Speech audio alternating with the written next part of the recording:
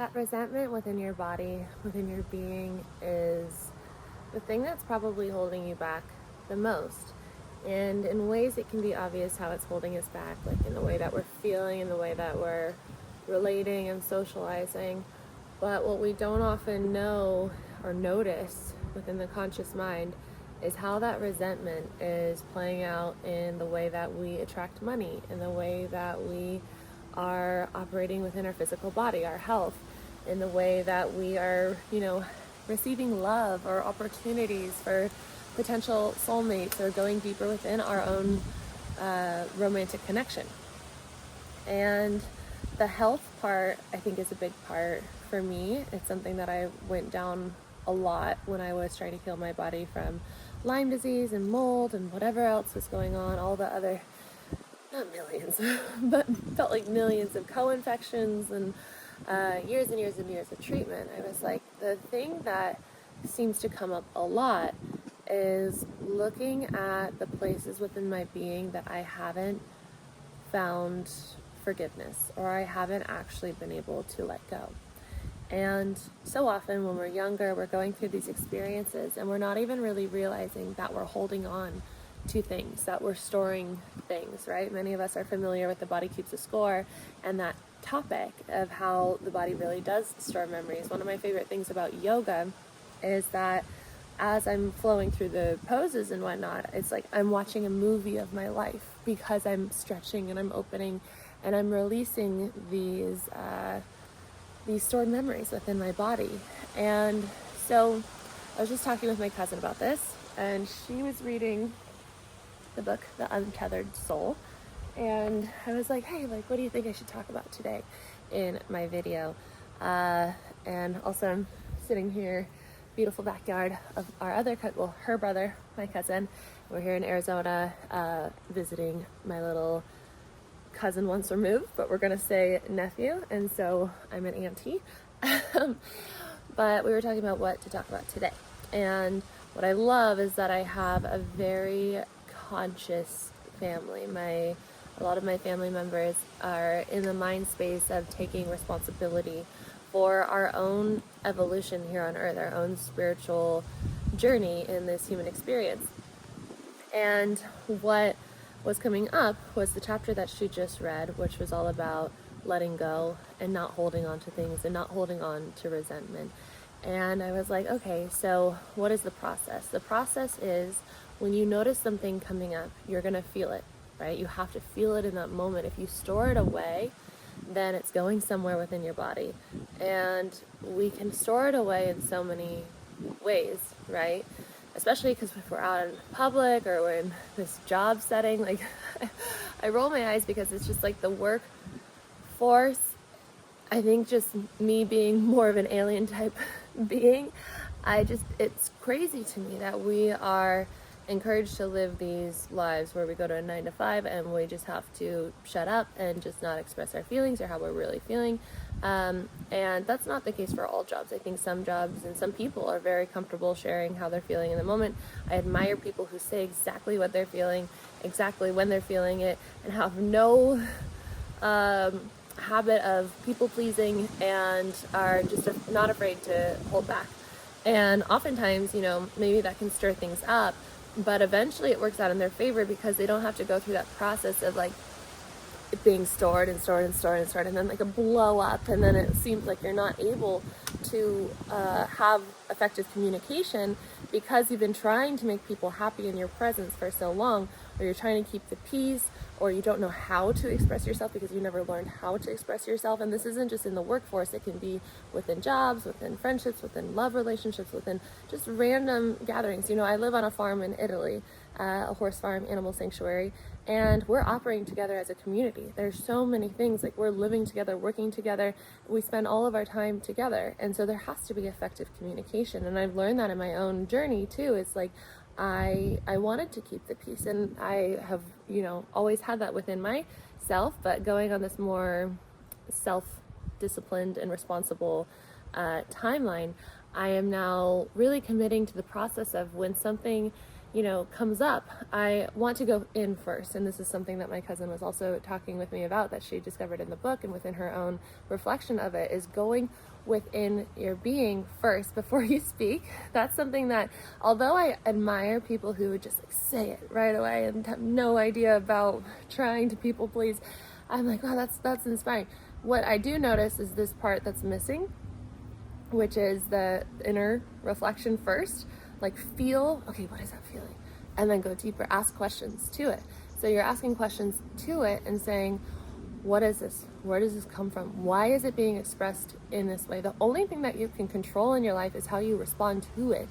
And so you're going inwards and you're saying, what is this? Where does this come from? And then you're going to meet yourself somewhere.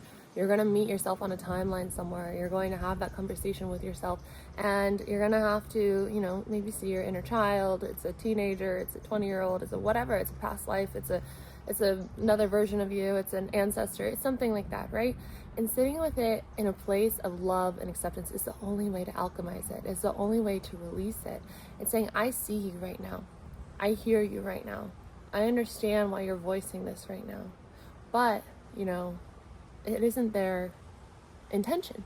A lot of the times what we can perceive to be, an attack or something malicious or something, that's just like so unthoughtful or just hurtful in a way, is not even really intended to be that of another person. And it's just our perception of it based off of our experiences, right? And so we can visit that part of ourselves if we're looking at internal family systems, and we're going to say, okay, I hear and I love this part of me, but I'm choosing to respond to this differently because, and what can help in this process of, so this is all just going deep on letting go, but because this person or this situation, but mostly this person that I'm facing right now, their intentions are good. Their intentions are pure, and they really aren't meaning the way that I'm responding. Their intention is not for us to respond that way. And so then we can see them as human too, and see them as someone who's been through different things and caused them to be this person in this reality, in this perceived reality, in this timeline, who's acting in this way that's bringing this up for you.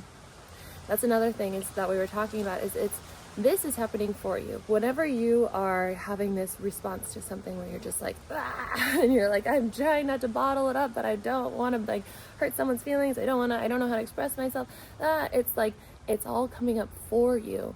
What's not happening for you, what's not serving you, is holding on to resentment. And that's a choice. And so if you're choosing to hold on to resentment, that is just choosing to increase suffering within your life, to hold you back within life. In the law of one, it talks about how the only way to stop karma is to forgive.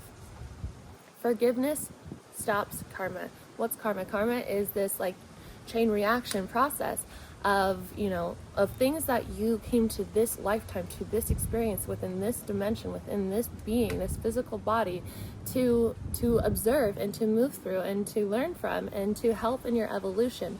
Really, what I understand the human experience to be, or just this physical reality to be, whatever planet you're on, is this progression of going through the different dimensions within the different energy fields. And it can look a lot like your chakras, right? You're going from the root all the way up, and then we go into the next one. But right now we're in this place on Earth as a combined entity. We're going from that 3D, we're shifting quickly up to that 5D, we're going into that heart space, but that means that you have to shift with it. That means that you have to go through that journey yourself.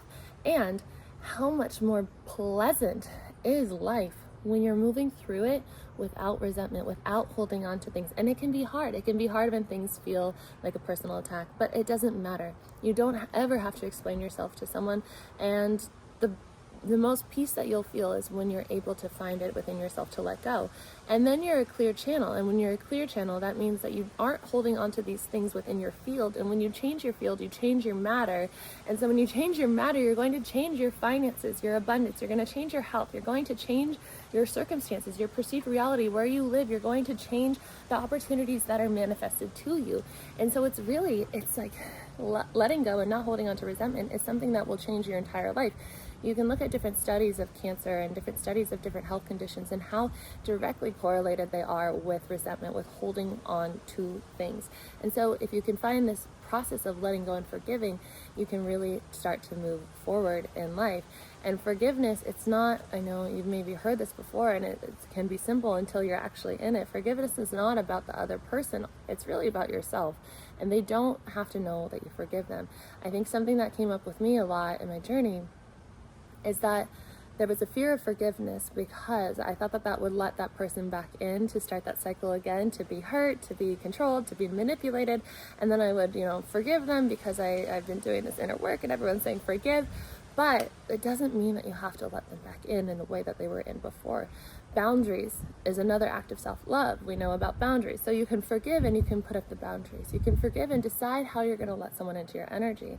Something that I spoke about with my therapist recently that actually has been so life-changing. I've seen physical changes within my body. I've lost literally, it's kind of wild, but 10 pounds in the last month and a half, 2 months, ever since we've had this discussion. And it was about the emotional body and about your, divine essence, the truth of who you are, your soul sovereignty. And so what I had found that I was doing within my being, within my physical reality, was I was letting people into my essence.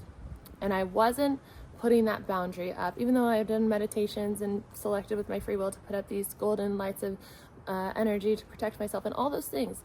I wasn't looking at it this way, and this way was very life-changing for me. So I hope that it is for you as well if you decide to, bring this into your consciousness and your awareness, into your choice. But you have your essence, your divine essence, the truth of who you are, your soul sovereignty. That's your heart, your soul, the thing that is infinite, that is you. And then you have your emotional body.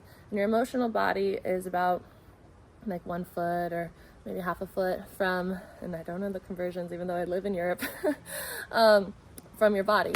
And so about that far. And so if you can start to just kind of feel into that, when you do Joe Dispenza meditations, he brings you into awareness around the space around you. This is your field. And so people can feel into that, but they never have to feel into your essence. They never have to know and have influence on your essence.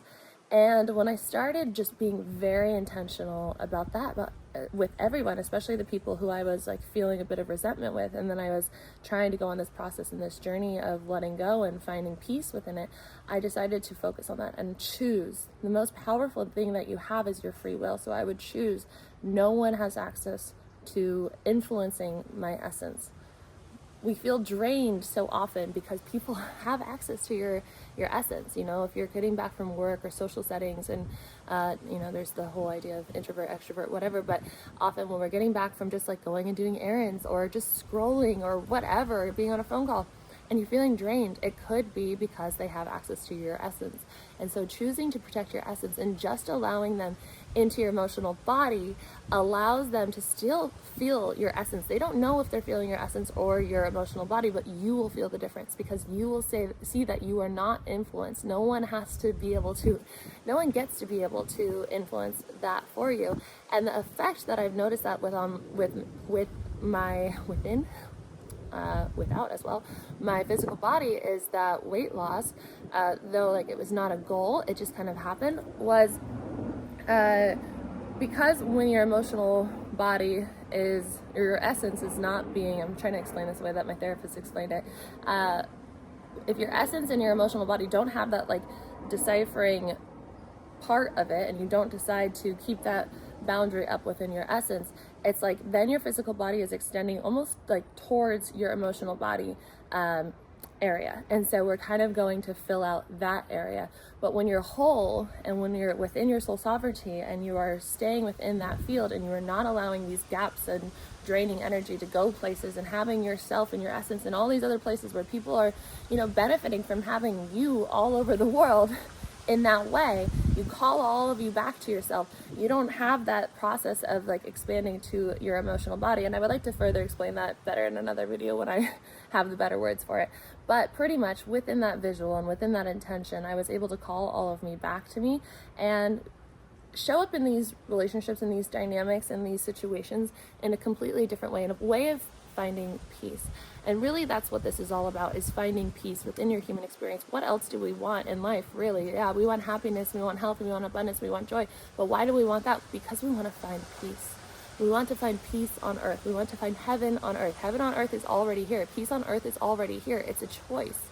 It's a decision. Things don't have to be perfect. You don't have to wait for things to be less stressful, less chaotic, less blah, blah, blah, blah, blah. You can find peace right now. There are plenty of stories of people who like go to, I heard this one story one time of this man who was wrongfully sentenced to prison, and he was, doing his sentence, and went on that journey of finding inner peace. And inner peace and inner peace and inner truth, you're going to find abundance, and just felt that. Even though he had to give up his whole life because he was in this wrongful situation where he was framed or whatever, however it was. And then in that process of feeling into how, it's available to you at all times, they discovered that the sentence was incorrect. They found it was like a miraculous way of finding it. If you've heard the story before, I know it's kind of broad, but let me know in the comments. It was like he was driving a truck and there were drugs in it, but then ended up being like some way of finding that it wasn't actually the drug that they thought it was, and it was like this very small % chance that could have happened. And so then he was freed and able to go back to living his life, but with this newly discovered level of inner peace and awareness of inner peace. Once you find that awareness of inner peace, you get a taste of it, you know that it's there. It's like riding a bike. Like, you always can go back to it, and that's like then your center point, your grounding point. And whenever you feel yourself leaving that in anything, especially in these relationships and these circumstances and these dynamics and jobs and friendships and all these things, when you start to feel that bottling up trigger, you're like, okay, I'm not in that centered place anymore. What's going on? You ask yourself the question, you go deeper, and then you choose to acknowledge and love that part of yourself that say, actually, I'm going to love and accept this person, this situation in front of myself too, because they're just coming from a place of their own history and experiences here on earth, but their intentions are probably pure, right? And if their intentions are not pure, you can still have that level of peace, and then boundary, no. And that's also self-love, right? And so I hope that this video found you at the right time. And if you like this video, please give it a thumbs up. Subscribe if you are new here. Leave a comment if you feel called to do so. If you don't know what to say, you can say hello to sunbathing Arlo Babarlo. And I will see you in tomorrow's video. If you want to sign up for one of my programs, I have 21 days to know your divine guidance. That's all about going into your heart space, asking the questions from a heart-centered place so that you can create a life that is soul-aligned. Your soul, your answers, your wisdom, everything is within your heart space, and you can communicate with your angels and guides. A lot of the program is about getting familiar with your angels and guides, identifying them, giving them a name, getting to know their essence, getting to know their presence, getting to know how to call on them, give them permission within your 3D reality or within your whatever we're shifting into 5D reality, within your perceived reality, to change things, to allow them to open doors for opportunity, to bring things to you, to show you signs, all the different things. And then 21 days to know to rewire your mind. It's all about rewiring your mind, firing together new neurons so that you can bring the undesired, whether it's a health condition or a thought or a pattern or a belief, and wiring it together with your chosen timeline neurons and that feeling of those high vibrational states of the chosen timeline, so that you're rewiring your mind, you're stepping into your chosen timeline.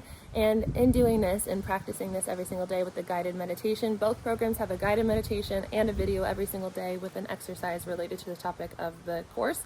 And so through doing that and visiting that meditation every single day and doing the practices of EFT tapping and all the things, you're going to heal your nervous system, because going into that high vibrational state and teaching your body what it feels like to be in that and to feel safe will rewire your mind, thus making you an open channel for more divine guidance and allowing the process of going into your heart a lot more easy, because your mind's not going to be all over the place trying to distract you and keep you alert.